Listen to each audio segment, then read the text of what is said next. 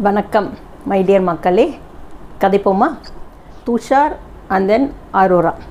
So இவங்க ரெண்டு பேரும் நேற்று எபிசோடில் 2 தடவை பேசினாங்க. நான் ஆக்சுவலாக ரிவ்யூவர், நான் தான் உங்களுக்கு அந்த கண்டென்ட்டை பற்றி சொல்லணும். பட் தயவு செய்து மக்களே, உங்களுக்கு ஏதாவது அதில் புரிஞ்சுதா, இல்லை எனக்கு தான் ஆடியோ நல்லா கேட்கலையா, இல்லை எனக்கு தான் ஏதாவது புரியலையா, இல்லை நான் ஏதாவது மிஸ் பண்ணிட்டேனான்னு எனக்கு தெரியல. தயவுசெய்து கொஞ்சம் கமெண்ட் பண்ணுறீங்களா? அது என்னதான் விஷயம் அப்படின்றது ஒன்றுமே புரியாமல் 2 பேரும் மாற்றி பேசிக்கிட்டு என்ன பண்ண வராங்கன்னே எனக்கு புரியல. அது அப்படி போக அடுத்தது உடனே இந்த பக்கம் இன்னொரு பேர், யார்? எஃப்ஜேவும் ஆதிரையும். எனக்கு ஒன்று புரியலைங்க. பிக் பாஸ் வீட்டில் தான் லவ் அப்படியா, இல்லை பொதுவாகவே லவ் இப்படி தானா? எனக்கு ஒன்றும் புரியல.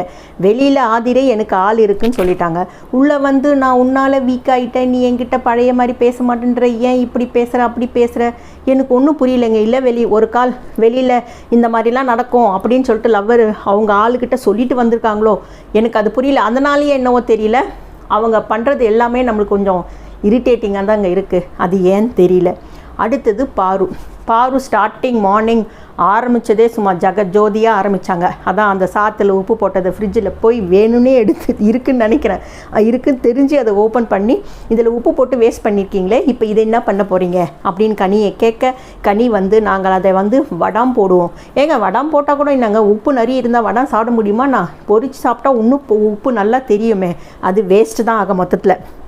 சும்மா அவங்களுக்கு ஆன்சர் பண்ணணுமேனு பண்ணுறாங்க. அது நாங்கள் குரூப்பாக தான் பேசினோம், குரூப்பாக தான் டிசைட் பண்ணோம், நாங்கள் ஒன்றா பேசி தான் வந்து சாரி கேட்போம் அப்படின்னாங்க. அது கரெக்டு. பாரு கேட்டது நல்ல வேலிட் பாயிண்ட்டு. இது விஜேஎஸ் கூட வீக்கெண்டில் அவர் வந்து இதை கண்டிப்பாக இது பண்ணணும். ஏன்னா ஃபுட்டு வேஸ்ட் பண்ணுறது அவ்வளோ நல்ல விஷயம் கிடையாது. அதுவும் விளையாட்டாக ஃபன்னுக்கு இல்லை வேணும்னே ஒரு சில விஷயத்துக்கு அப்படி பண்ணியிருக்கக்கூடாது. அது மட்டும் இல்லாமல் உடனே அடுத்த சீன்லேயே பாரு பார்த்திங்கன்னா அந்த கார்டன் ஏரியாவில் உட்காந்துக்கிட்டு பாரு, துஷார், அதுக்கப்புறம் நம்ருதீன், அதுக்கப்புறம் வந்து இவங்க யார், அரோரா, அதுக்கப்புறம் வினோத் இருந்தாருன்னு நினைக்கிறேன். என்னென்னா, நம்ம இந்த பிக் பாஸில் இருக்கிற 9 மேல் கண்டஸ்டண்ட்டை நம்ம வந்து நாங்கள் மார்க் கொடுக்குறோம் அப்படின்னு சொல்லிட்டு அவங்களுடைய கேரக்டர், அவங்களுடைய பாசிட்டிவ், அவங்களுடைய நெகட்டிவ், அவங்களுடைய அப்பியரன்ஸு, அவங்களுடைய இதெல்லாம் சொல்லி அவங்களுக்கு மார்க் போட்டுட்டு இருந்தாங்க. இதில் என்னவோ பாரு வந்து எல்லாம் 2 பேராக சுற்றுதே, நம்மளும் ஒரு சேஃப்டிக்கு சுற்றுவோமோ அப்படின்னு சொல்லிட்டு நம்ருதீனை இது பண்ணுறாங்களோ, ஒரு ஐடியா கொடுறாங்களோ இன்னும் தெரியல. அந்த மாதிரி இருந்தது. பட் என்னை பொறுத்தவரை ப்ரீவியஸ் சீசனில், அதுக்கு முந்தின சீசன்லலாம் ஒருத்தரை பற்றி ஒருத்தர் இல்லாத போது ஒரு பொண்ணை பற்றி ஒரு மேல் கண்டஸ்டண்ட்டு கண்ணாபின்னான்னு இது கமெண்ட் பண்ணது தான் அது ஒரு பெரிய இஷ்யூ ஆகி பிரச்சனையாச்சு. கரெக்டுங்களா? ஸோ ஒரு ஆண் ஒரு பெண்ணையோ இல்லை ஒரு பெண் ஒரு ஆணையோ அவங்க இல்லாத போது அவங்கள பற்றி கமெண்ட் பண்ணுறதோ மார்க் கொடுக்குறதோ இது வந்து இட் இஸ் நாட் மேனஸ் அப்படின்னு தான் எனக்கு தோணுது.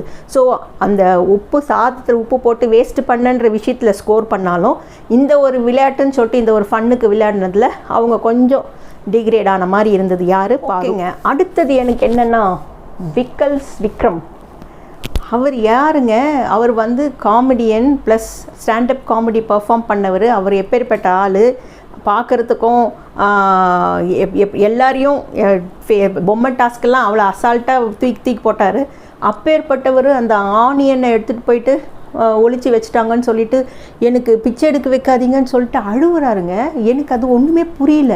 உண்மையிலே அது அந்த எமோஷ்னல் ஆக வேண்டிய சீனா அது? இல்லை பிக் பாஸ் வீட்டில் எல்லாரும் அடைச்சி ஒன்றா இருந்து மாற்றி கத்திக்கிட்டு சண்டை போட்டுக்கிட்டு, அதுவும் இந்த சீசன் அப்படி தானே இருக்குது, அதனால் அவர் அப்படி ஆயிட்டாரா? எனக்கு ஒன்றும் புரியலைங்க. அது எப்படிங்க பிச்சை எடுக்க வைக்கிறது வரும்? அவங்க பண்ணது வந்து வேறு ஆங்கிள். என்னென்னா எஃப்ஜே வந்து யார் சொல்லியிருக்காரு, இவர்கிட்ட யார்கிட்ட, சுபிக்ஷா கிட்ட சொல்லியிருக்காரு அழகாக. நாங்கள் வந்து ஏன்னா முதல் நாள் பேசிக்கிட்டாங்கல்ல, காயெல்லாம் கட் பண்ணி ஒன்றா பண்ணி உள்ளே வச்சுட்டு அது வேண்டுந்த மாதிரி அது தகுந்த மாதிரி எடுத்து போட்டு பண்ணலான்னு. ஸோ அதை அவர் கண்டிப்பாக சொல்லியிருக்காரு சுபிக்ஷா கிட்ட. ஸோ இதை அவங்க சொல்லவே என்ன பண்ணிட்டாங்க, இவங்க மொத்த காய் எடுத்து ஒன்றா அரிஞ்சு ஒன்றா பண்ணிட்டு போகிறாங்க அப்படின்னு இவங்க மீன் பண்ணிக்கிட்டு, அப்போ நம்மளுக்கு ஷார்ட்டேஜ் ஆகும், ஸோ நம்ம எடுத்து வச்சுட்டு வேணும்னும் போது அப்பப்போ எடுத்து கொடுக்கலாம் அப்படின்னு தான் அவங்க பிளான் போட்ட மாதிரி எனக்கு தோணுது. இதில் போய் எங்கே பிச்சை எடுக்கிறதெல்லாம் வரும் அப்படின்னு எனக்கு தெரியல. அதுக்கு அவ்வளோ ரியாக்ட் பண்ணி அழுது ஒரு கால் எல்லாரும் கண்டென்ட் கொடுக்குறாங்களே, நம்ம சும்மா சுற்றிட்டு இருக்கோமே அப்படின்னு அவருக்கும் தோணுச்சா என்னான்னு தெரியல.